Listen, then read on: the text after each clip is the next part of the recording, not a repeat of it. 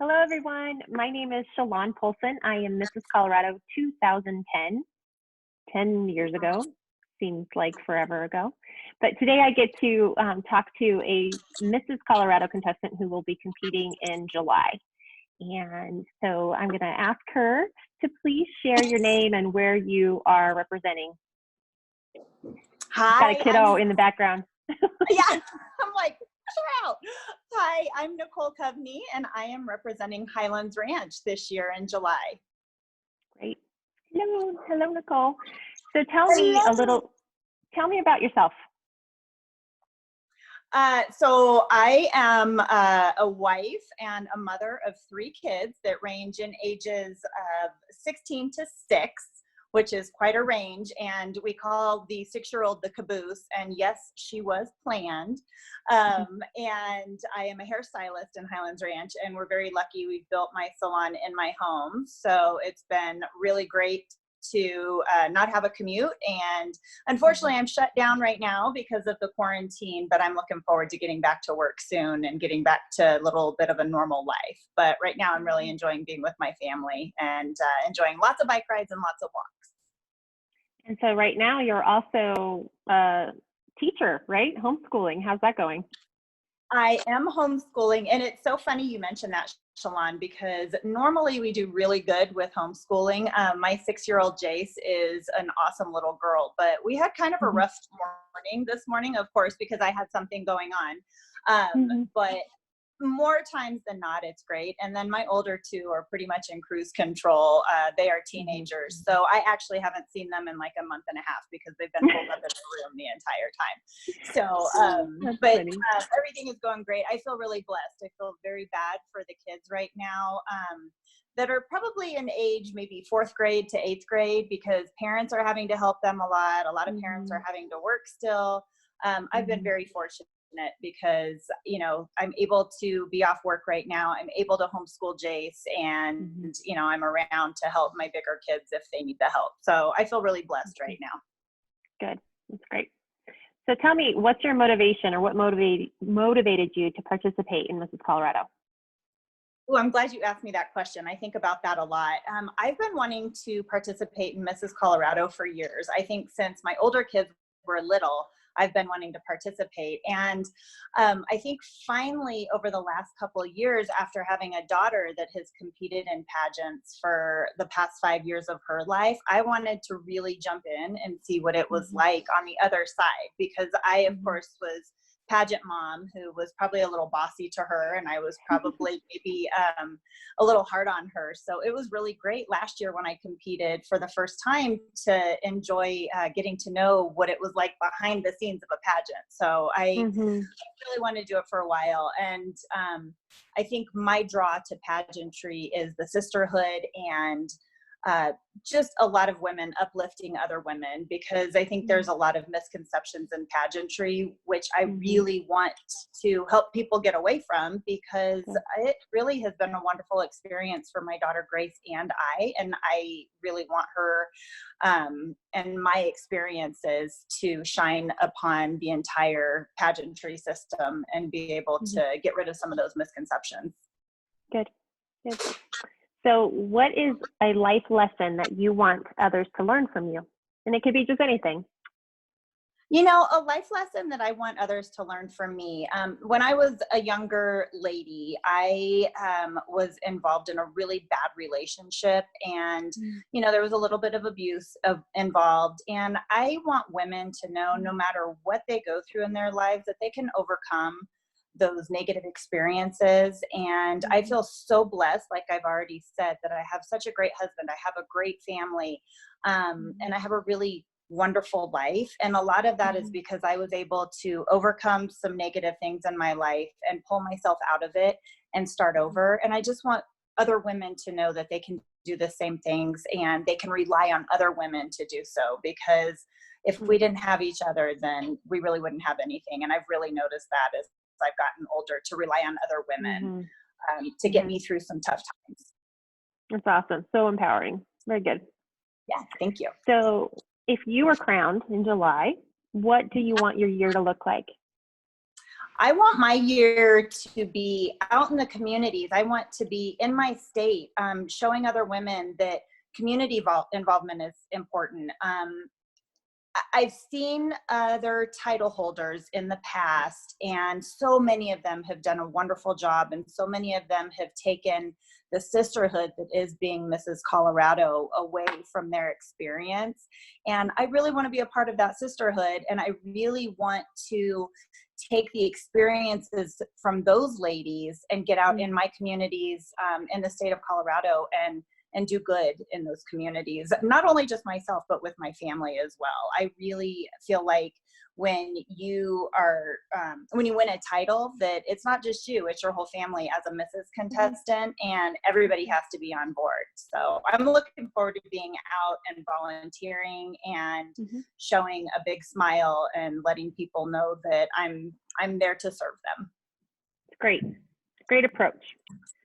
So who do you admire? Who do you admire, and give me the why behind it? So I admire so many people in my life, and right now, during such a weird time in history, I admire so many frontline workers. I admire many administrations that are trying to navigate through something we've never been through before in modern times. But last year, when I competed in Mrs. Colorado, I learned that my admiration for Mrs. Windsor, Danette Haig, was just, it was out of this world. She's an amazing woman, and I'm probably going to start crying, but Danette has been through so many things in her life that are just polarizing and unprecedented, and she has taken herself and she's risen up, and not only has she made her life wonderful, but she makes it her life's work through God to empower other people and let other people know that yes, beauty is not skin deep, but it truly is about who you are inside. And the more time I spend with Danette, I just realize that she truly is one of the most beautiful people I've ever met in my life, inside and out. I have to agree with you on that. That's a good choice. Yeah, she's pretty darned amazing. But I'm not supposed to say that because I'm competing against her, and her and I are both very competitive. And see, that's what's so cool about Mrs. Colorado. It's okay. Yeah. Yes, that's awesome. She's an amazing chick. I just adore her, and I can't wait to see her in July. We were in line together last year, and we were pretty ornery. I think Emily had to get on us a couple times for chit-chatting too much and giggling, but I don't care. It was a fun experience, and I got on her for stepping on my train, on my gown a lot, and so it's our big running joke now that she better not step on my gown. Awesome. It was probably me getting on you over Emily. I could see that happening. Maybe a little bit. There was lots of giggling. We were like 4-year-olds. That's good. That's good. So tell me, let's see. Tell me what you've learned about yourself in preparation for the pageant. I have learned that I am so much more serious than I give myself credit for. I truly have to talk to myself to not be so serious and so professional. And I'm actually a fairly goofy individual in everyday life, and I like to laugh. And my children think especially the teenagers think I'm crazy. I mean, right now, a lot of my life is learning TikToks with my teenagers. So I have had to overcome when I get in front of others that I need to just loosen up and not be so serious all the time. So hopefully that's coming through right now because I'm working on it. You're doing great. Yep. Fun. Okay, let's see. How many years have you participated in Mrs. Colorado? In Mrs. Colorado, this is my second year, and last year was great, and it was so funny because I thought going in that I was going to be really into, like I said, I'm fairly competitive, so I thought I was going to be really into the whole, I want to win, and it sucked me in, and honestly, as Emily explained it in a past email, it's basically a women's retreat, and it's an opportunity for us to get out of our norms. We get to get pretty, which is amazing, especially after not being very pretty. I think my yoga pants are like missing threads now because they've gotten so worn out through quarantine. So I just really look forward to that awesome weekend of women empowering other women. And I get to get dressed up and get pretty and wear pretty sparkly clothes, which is nice. The win. Yep. Let's see. Besides the crown, what are you hoping to gain from participating in this year's pageant? I just life experiences are so important to me. It's even with what we're going through right now in our country, this experience has been really cool for me because I've gotten to know a little bit more about myself. I think, again, as I've mentioned, sisterhood is great. I adore all of the women that are past queens with Mrs. Colorado, because obviously you guys are all the cream of the crop and you won for a reason and you're just amazing women. So it would be an absolute honor for me to be a part of that sisterhood. The opportunity to go to Mrs. America, I would just love. It would be so fun. And again, it's experiences with other women, because I have learned as I've gotten older that women truly, they're good. I grew up in a situation where some people I knew and some people that I grew up with didn't think that female relationships were important, because there was a lot of jaded behavior where they thought that those women were just out to get them all the time. And my experiences as an adult has been completely different. Most women I meet now, completely empowering, and I walk away from most situations in pageantry, with my job, who I work with. Oh, you're frozen. Oh, there you are. Are you there? Yep. We'll just pick up where you left off. Okay. Yeah. I walk away from all of those experiences with a big smile on my face, and my heart is full. And I just feel like all of the ladies I know are a true blessing. So to be a part of that would just be an absolute blessing for me. I love it. Okay. So what was your favorite toy growing up?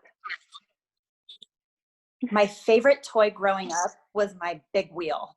I loved my, or some people call them a green machine, I think, but I can remember, and I used to get in trouble with my neighbors because I would start at the top of my hill on the street that I grew up on, and I would ride as fast as I could down the hill, and I would go into some people's yards. So I remember one of my neighbors, he was grumpy. He didn't have kids, so he didn't get it, but he had to put a big rope up so I would stop riding in his yard and killing his grass. Because of course I grew up in a time where our parents would send us out first thing in the morning, and then we'd come home until the street lights came on. I wasn't even allowed back in the house. So my drinking water through hoses. Water through hoses. My toes were stubbed at all times. I had Band-Aids on my toes all the time. And luckily I always had a shirt on. I wasn't one of those girls that ran around without a shirt in the summertime. Nice. But I loved anything that kept me outside. That's good. Yeah, that's good. Boy, that rope could have been dangerous. I just see all this like danger coming with the rope. I'm sure I got clotheslined a couple times, but those were learning experiences. She'll never made you tough, again. Right? You got tough. Oh, exactly. Good. What is one last thing that you want to leave us all with? It is really wonderful for a lady to feel pretty and to feel like they look great in a selfie.